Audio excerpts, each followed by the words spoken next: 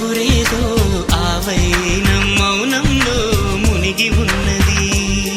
చిగురాక చాటు చిలక ఈ అలజడి ప్రేమేగా, అనుకోని దారి గనక ఈ తికమక తప్పదుగా.